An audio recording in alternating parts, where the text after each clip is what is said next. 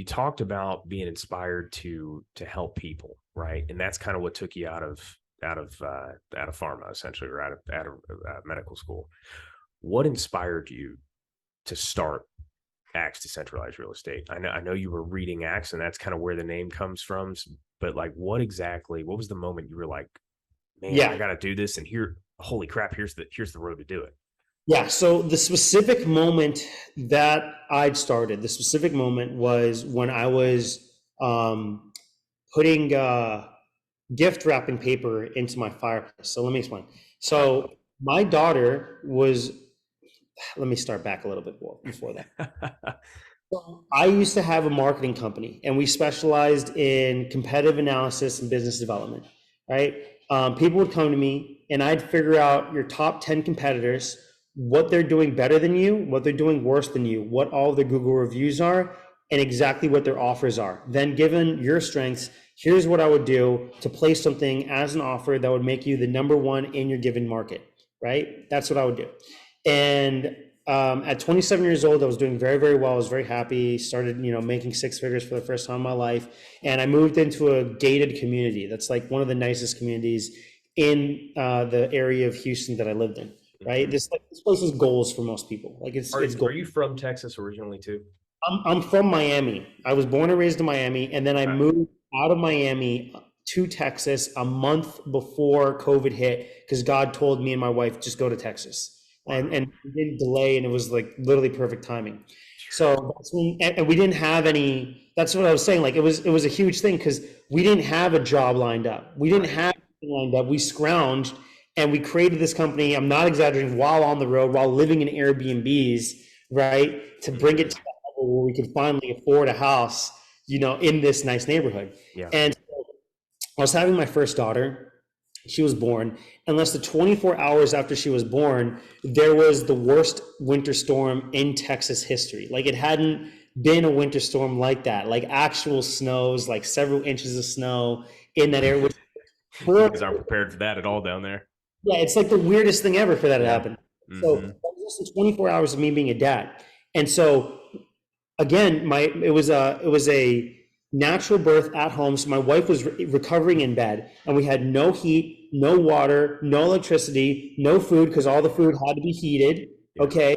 No protection, because I had no guns. Okay. And I had basically nothing of value to provide to anybody in any way, shape, or form to be able to just barter and get some wood or something like that. I didn't have wood in my backyard, so I didn't even have something to just heat up. So that's when I had to rip up the baby shower gift, gift wrapping, and I was burning it one by one to provide heat for my family. And I was humiliated. Because here I am thinking, like, I'm good. I made it. This is where people retire and they're happy. This is where their whole lives to be at. But we're safe. No, you're not safe. No. And so I'm sitting there doing that, and I'm just like, dude, I'm mumbling under my breath, like, I'm never gonna let this happen again. This is humiliating. I hate this. I feel like a failure. I can't. I mean, I'm not even one day in, and I can't even do basics. I can't even do basics for my family. Yeah. So I'm like, well, I got to get out of here. And then the next thing that happened was like, there was an HOA in that neighborhood, and there was the HOA president. She knocks on the door, literally as I'm like, burning that stuff. And I hear, do. And I go, hey. And she's like, hey, I've got brownies. I heard the new baby's here. I'm like, oh, great. Thank you. Thank you so much. You got any firewood instead? Yeah. Thank you so much for the brownies and stuff like that. And so, I thought she was going to just lay the brownies in. We're going to talk for a second, because I was like, my wife's recovering. And then she starts just walking around the house, through the house, like playing around with all the faucets and stuff like that. And I'm like, what are you doing?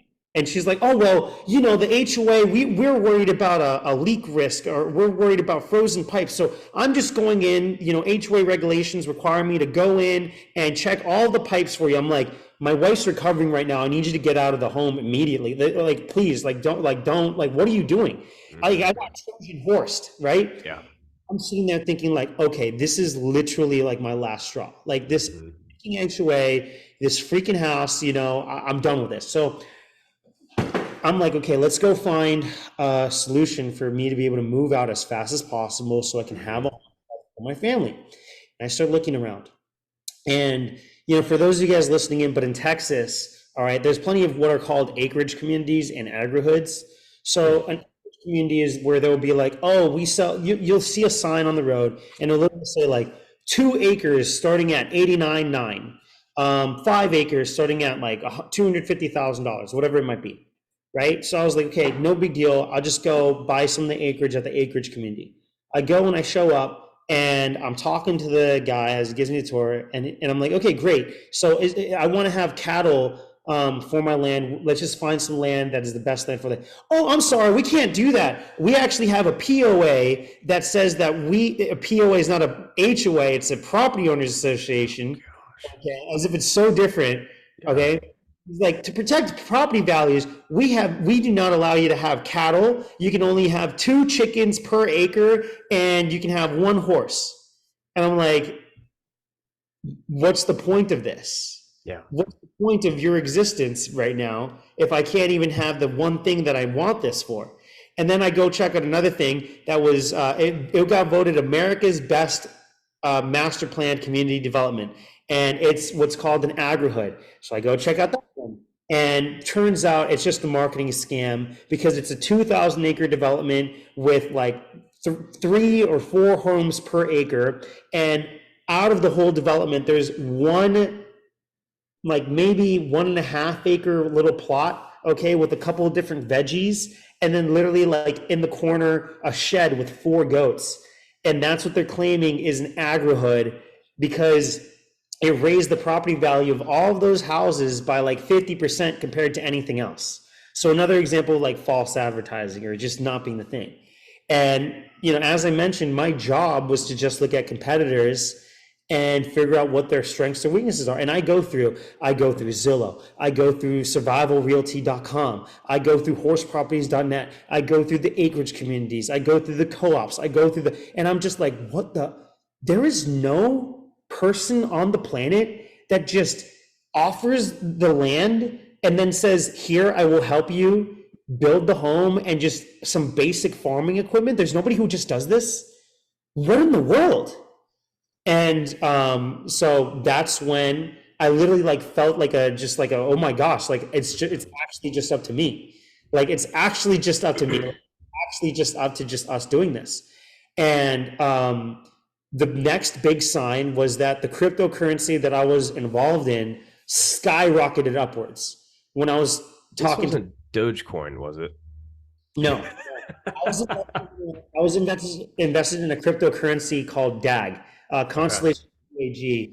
I'm not going to go into the whole thing about it, but Sure. the thesis that I had for it was basically that they'd locked in a government contract that was going to make it so it was the exclusive coin and exclusive blockchain technology for use by like the Air Force and like military and all this other stuff. So I was like, man, this is skyrocket, and it did.